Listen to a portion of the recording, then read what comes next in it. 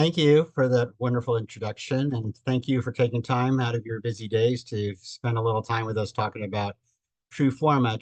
When I first heard about this and started seeing some of the information, and they were talking to me from Zomedica about it, it really caught my attention. Then I started thinking about things in my life that have caught my attention.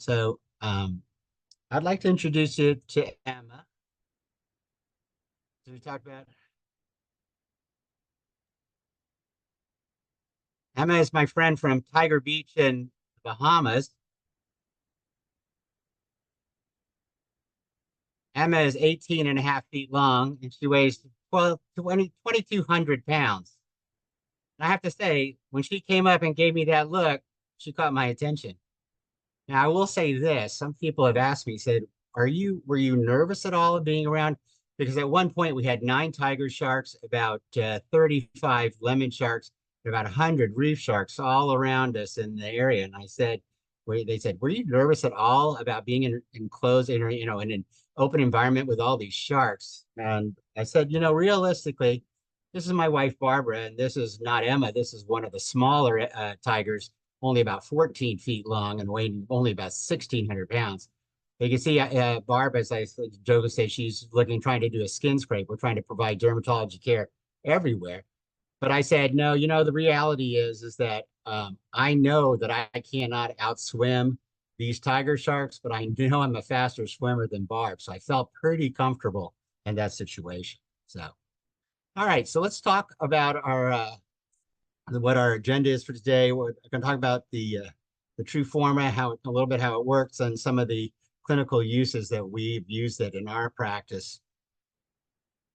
So this is what it looks like. It's a very it doesn't take it has a very small footprint. It doesn't take very much space in your lab or area at all, and it's one of the things that we like about it is that it's so exceedingly easy to use. So how does it use? Well, the reality is it uses this bulk acoustic wave technology, and this is sort of a schematic of how it works with the fluid coming in and the sensors and the fluid going out with these signals. And the reality is, I don't know how it works. They've tried to explain it to me, but apparently, as a dermatologist, we're just not smart enough to totally understand it. I just know it seems to work super, super well.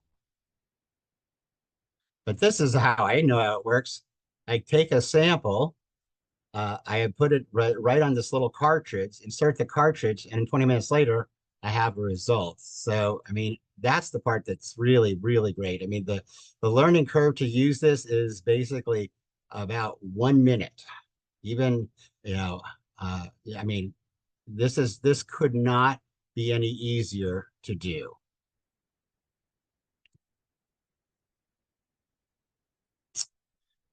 And they have a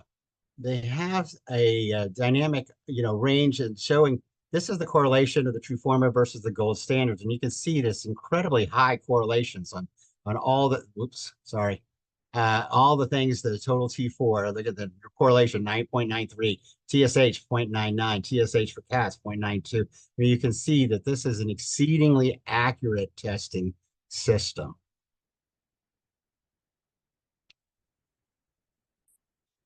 And this is on the second part. And this, of course, has a dermatologist. We're not ones that we use really ever. But this, it not only does the endocrine things, but it also does the pancreatic parameters. So what do we use it for? Well, the big three things are thyroid disease, adrenal function, and then the GI through the pancreas. So welcome to my world. This is a patient that we see. And again, I always can gauge a little bit how the appointments are going to go based on, some of the historical questions. In this case here, this is about a 10-year-old Shih Tzu, and asking the owner, how long has your dog had issues?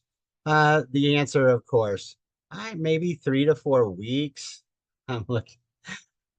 I venture to guess most of you can probably look at this dog and realize probably she has a historical issue because this is not a 3 to 4 week case. But look at what we see here as far as notice this, the ventral cervical alopecia, all this erythema, this waxy scale, this lichenification, the axillary regions. I mean, this dog actually has multiple. This dog's atopic. And this dog has, other issues as well.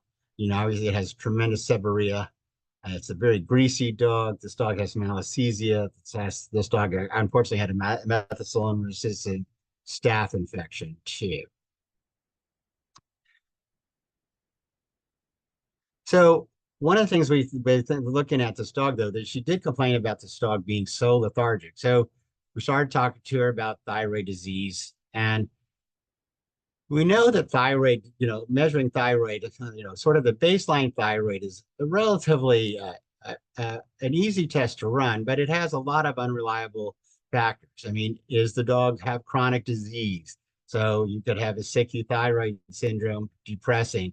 Certain drugs, especially the sulfur drugs, can cause lowered T4 values.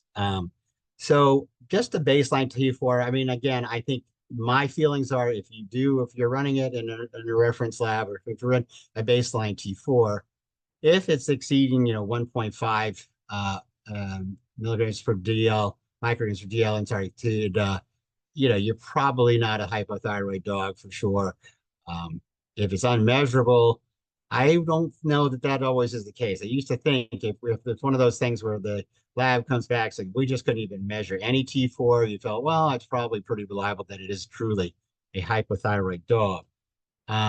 However, that's certainly not, I've now been proven that's not been the case. Uh, Adding a free T4 certainly improves the accuracy, but the thing that would really be great is to measure the TSH, which really has never been a great viable option. I mean, certain reference labs have done it, but it's not, the reliability has never been great. Now, I will tell you, in human medicine, if you go in and they want to check your thyroid, they're not measuring your T4, they're measuring your TSH levels. It's really the absolute best test that we can do to measure, to screen for hypothyroidism. So just to remember, how does this all work? Your pituitary gland, or that, hypothyroid release is stimulated by TRH from the hypothalamus. That pituitary, then anterior pituitary, will release TSH, which goes to the thyroid, leading to stimulate T4, which is then converted to T3, the active hormone. And then you have these inhibitory sort of has T4 and T3 go up. If it has a negative feedback back to the hypothalamus and the anterior pituitary.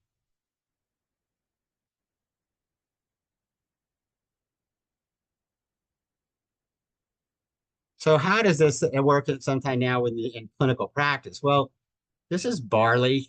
Barley is one of my cockers, and he's owned by a very nice but somewhat always frustrated owner.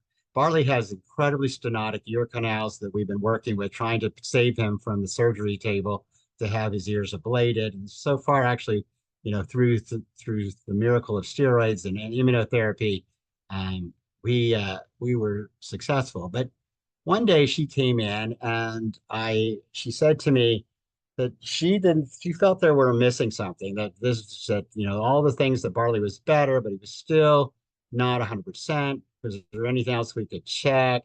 And then she was the one who actually said, so do you think maybe Barley could be hypothyroid? She says, I'm hypothyroid, and sometimes I think the symptoms that I have are similar to what he has. And I, of course, assured her that Barley was not hypothyroid. But she seemed to feel pretty strong about it. And I said, well, it's going to be hard to measure T4 because he's now really not on any oral steroids, but he does he uses stenotic in his ears to keep his ears sort of patent.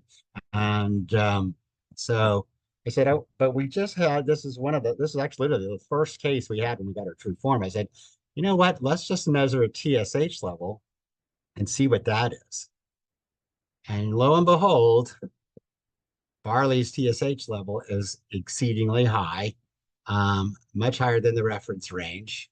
So Ms. Henry was right. Barley was truly hypothyroid, and literally, I hate it when speakers say, but literally today she called to order a refill of some medication, but she said, I cannot believe it's taken a while, but Barley is doing so well. I'm so happy. So this really, and the great thing is that we were in her appointment, we drew the one blood sample, and she drove home. By the time she got home, I called her and said, "You were right. It's, believe it or not, Barley's hypothyroid." And so literally, she started him on hypothyroid, thyroid replacement therapy, literally the next day, and he's done great. And we followed him with our Truforma on doing T4s as our post pill to make sure his levels are right. Because of course, with him, nothing was ever easy. He we gave him what would be the appropriate dose. It was too high. He started having some sort of some issues with it being sort of not sort of pacing and that kind of thing. So we have been adjusted, but now he's doing absolutely outstanding.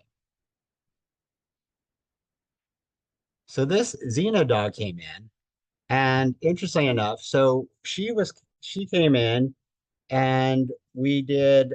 She was coming actually for a 4-hour post fill, to see how her thyroid value was, and the reality was that then she said to me, she goes, "Oh, I didn't give the medication this morning." And she drove. We were in Pensacola, and she had driven from Alabama about an hour and a half to get there. And I was like, "Oh, well, I guess that's 3 hours of driving that you're not going to be, not going to have anything to show for it." And then I started thinking about it, and I said, "You know what? What if we were to measure her TSH level? Let's see what that is, because if that's in good shape, then pretty much her thyroid replacement therapy must be doing pretty well." So lo and behold, we just, we had pulled our red top tube, and the uh, the thyroid, so you can see where the TSH level is very normal. So we were able to say, save that appointment for her, so she didn't just drive 3 hours for nothing. So she was happy. That dog is doing very well on replacement therapy. But again, this is the kind of stuff that normally, a year ago we were not able to offer to our owners. So I just think this sort of ability to work with our thyroid patients has just been fantastic. And again, I've done many TSH levels now in dogs, that mostly ones that I don't think are thyroid, and sure enough, the TSH is normal, and we don't have to, it's 20 minutes later to we can tell the owner, "Look, we don't, that's not the deal. We have to look for other issues for your dog's problems." So that's our that is what we've been doing with our thyroid and how we're utilizing it. We utilize it for screening tests. Mostly are using our TSH level just like we would in a person, and we're using our T4s a lot for our post pills. We do the occasional free T4, but realistically, we really just mostly just do TSH levels and total T4 levels too. Does that make sense to everybody? Does anyone have any thoughts or comments on it, or want to discuss the thyroid stuff before we move on? Obviously, I can't see if you're raising your hand, but if someone, you can put it, I think I can see it in the chat. So, or Yeah. at least one of the Susan can, or somebody can. Yeah, and I can see them, Dr. Schick. So if anybody puts something in the Q&A box, I can definitely bring it to your attention. Okay. Everyone's good on that. Don't be shy. We have, we have plenty of time.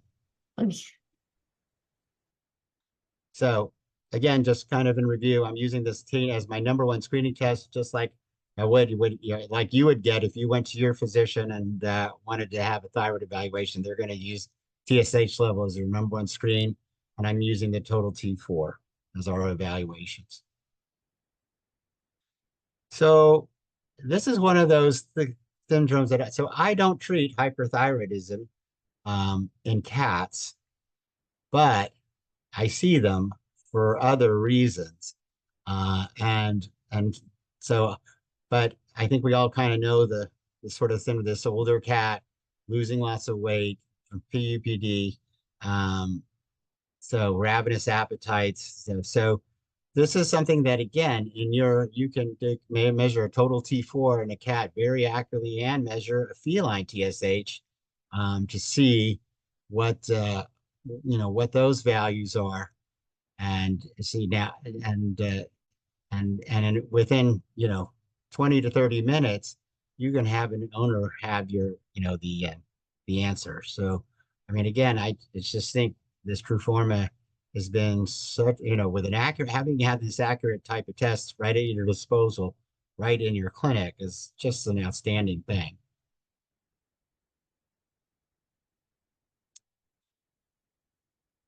Anyone want to venture a guess at what this dog has on its stomach?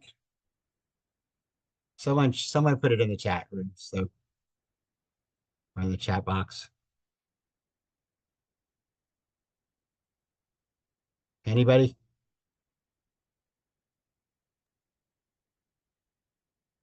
I don't see anything yet, Dr. Schick. You may have to give No it. one? Yeah, no guesses. No guesses? What if No. I'm telling you, like this and this, all this. What if I told you it was felt kind of firm?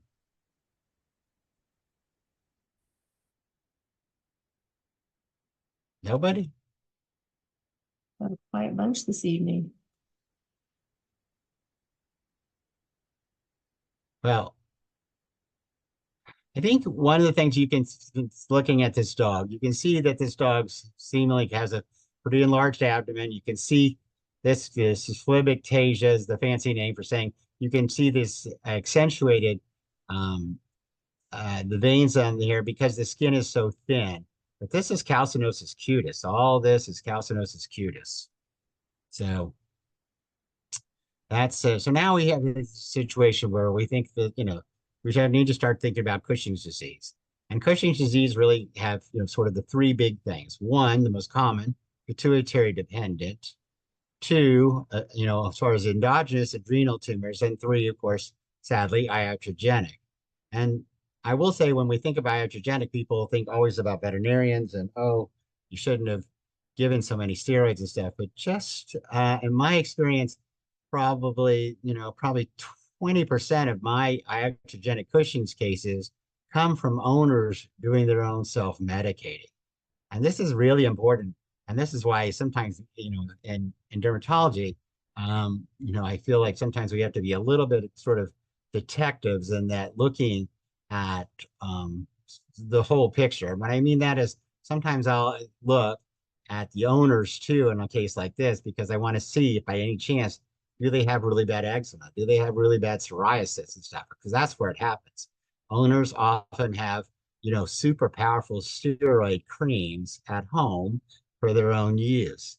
And they see their dog having some sort of, lesion, in this case, or, a case like, maybe where you have a pruritic dog, like an atopic, and they think, oh, he's got eczema like me. I'm going to put my, super potent topical steroid on it. Well, their dog skin obviously much thinner than ours, so it absorbs much more. You have much more adrenal gland suppression and other things, and that's and this many times these cases can be iatrogenic, and not because the veterinarian is doing it, but because the owners are doing it.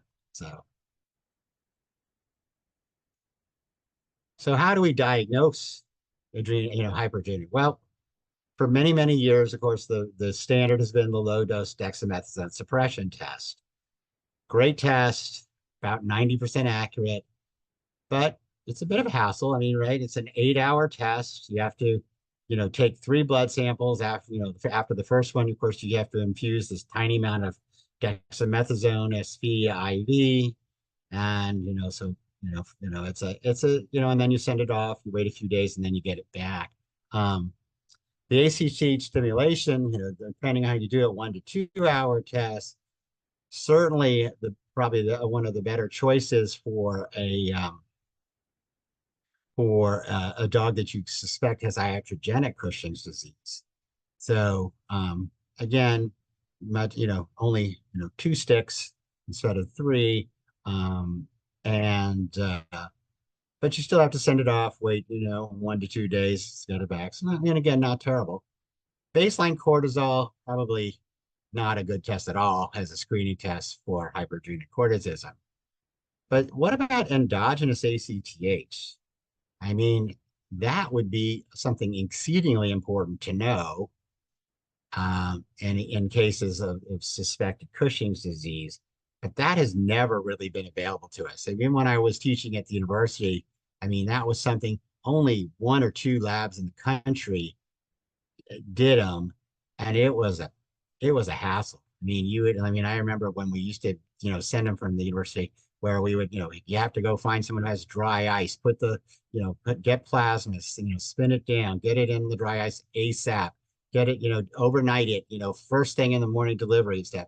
And I would say probably 50% of the time, the lab would come back and say, yeah, we're not able to do it. So it's exceedingly, the owners would be frustrated, you charge them all this money and, to do to everything, and it didn't work. So when Truforming said, we can measure endogenous ACTH, and there's no cooling, super cooling it down, getting it on dry ice because you're doing it right away. Um, it that was like I was like, wow, I mean, in now 40 years of practice, I've never been able to do that anywhere, let alone in my clinic. So that's been sort of an exciting addition to our arsenal for working on cushingoid dogs. And I use it as kind of one of my number one screeners over the low dose stacks. Now, some people say, well, you can have variability with the endogenous ACTH, but you still have some variability with low dose stacks. I think if it's clinical science to me, if it makes sense and I do an endogenous ACTH and that, correlates well, I'm feeling pretty good about it and starting, therapy. Just to remember on the cortisol, the HPA axis, as we call it, hypothalamus releases corticotropin releasing hormone. The anterior pituitary then responds, relieving ACTH, goes to the adrenal cortex to release cortisols, right? And the negative feedback as the cortisol goes back to both of those two, the anterior pituitary and the negative and to the hypothalamus. So, so 2 weeks ago, a referring veterinarian from Alabama brought her dog in, and this is what she's showed. This is the signs that we see, and this is the abdomen. You can see this is the one leg. This is the other. Look at these very, very large collarettes. They're huge, huge collarettes. Um, and when I see this, I typically think about hormonal diseases causing that, and especially Cushing's disease. And you can see she's got some blackheads here in the comedones. She has some thinning of her skin. She's definitely lost the elasticity of her skin. Her phlegmasia is not nearly as pronounced as that other dog, but you can see, and this is one of those ones where the owner is the referring vet, so we know the history exceedingly well. And I asked her about any sort of topical meds that she might be, even if the dog was rubbing up against her. Said nope, she doesn't have any skin issues. There's no one in the house who does. There's no way that this dog has any, no oral or topical steroids. So we started thinking about doing some skin. So we did some skin biopsies on this dog just to prove that it was hormonal alopecia and hormonal skin changes. And that's all. But even with my really fantastic dermatopathologist, that's all they can really tell. They can stare at it and say, hey, these are suggestive of, hormonal disease, maybe a little bit more suggestive of Cushing's versus hypothyroidism, but they can't really tell that much difference. Typically, unless the skin is super, super thin, or if you have calcium cutis too. But here's her lab work, and look again, her ALT is elevated, her alk phos is elevated, but here's the kicker: her specific gravity was 1032. So she's not PUPD, and the owner doesn't think she's overly PUPD in her clinical sort of mind as well. Um, which would also make for an interesting thing because um, if we did treat her, how would you monitor her? You know, if she's not PUPD. But I also would say this, and this is something that one of my internist friends that I was talking to reminded me, says, you know, don't forget that this PUPD that you see and the specific gravity being so dilute in urine on these cushingoid dogs is variable. If you get one and it's normal, don't be afraid to do it again and you know on another week and try it again. So I've talked with her and she's going to kind of measure some you know multiple specific gravities on her dog. Um, but we did decide to do an ACTH, and we got this less than 5 on their endogenous ACTH. Anyone want to think about what does that mean? Anyone want to venture a guess on what I'm thinking about? What we should be thinking about with Muffin? We'll give you just a few minutes to see if we've got any coming in. Yeah. Don't be embarrassed. Don't be scared to shout something out. No one's judging. And I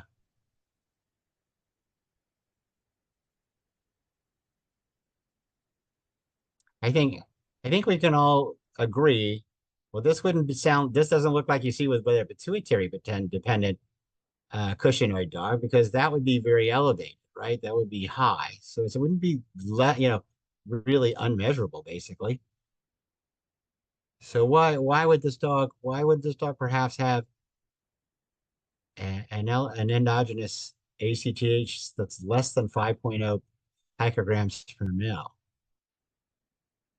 Anyone?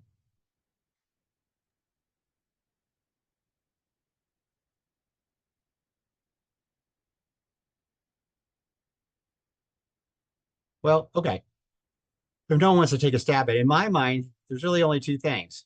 One, you know, iatrogenic. If you have someone who's giving lots of steroids, it'll have a negative feedback and you'll get a lower ACTH. You'll get Cushing, you know, an iatrogenic cushingoid, but that'll have a very low ACTH. But we know, we've already talked about this is the referring vet's not, we know the client knows exactly what this dog is getting because she's not only the owner, she's the referring doctor. Um, so we pretty much ruled out that. So what other reason might you have that? She has a right adrenal tumor. Now, where is the adrenal tumor in this ultrasound? Somewhere, I believe it's that. But again, you know, this is when dermatology, I just like to, for me, I'm to the point, even though my father would be disappointed as he was a board certified radiologist, on the human side, I don't read abdominal ultrasounds and I don't read, my abdominal ultrasounds are, is there a bladder? Yes or no, so I can get a cysto. So I don't read lots of abdominal ultrasound, but that I believe is the adrenal mass. But how crazy, because when I told her, I said, I think the only thing that makes sense is your dog might have, so we need to get and I will tell you this, I don't know how many people do ultrasounds in their practice, but ultrasounding adrenal glands has always been very, very difficult. So unless it's a big mass, you might not be able to see it. But a radiologist who did this could. So that's a something uh, to look at. Another thing you could do to check for an adrenal mass would be to do abdominal radiographs because sometimes they'll calcify. So you might see it that way.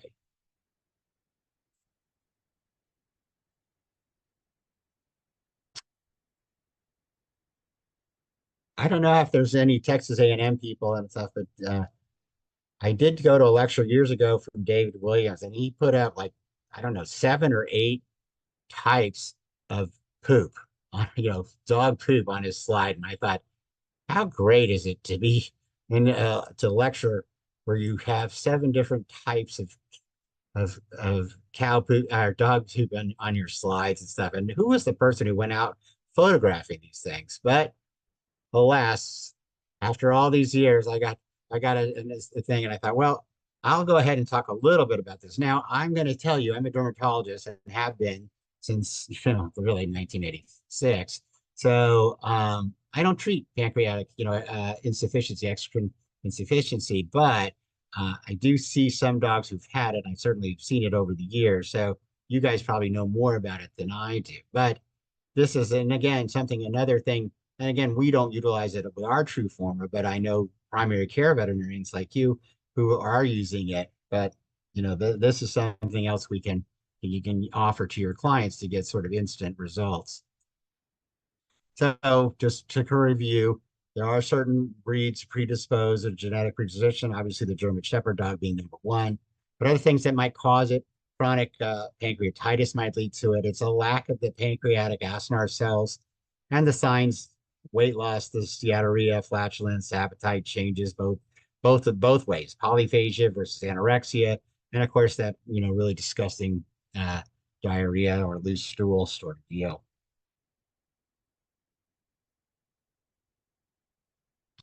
Other problems, you may have lower fat soluble vitamin absorptions, lower cobalamin absorption, elevated serum folates, and small animal intestinal bacterial overgrowth. TLI is still probably the diagnostic treatment of choice, though, but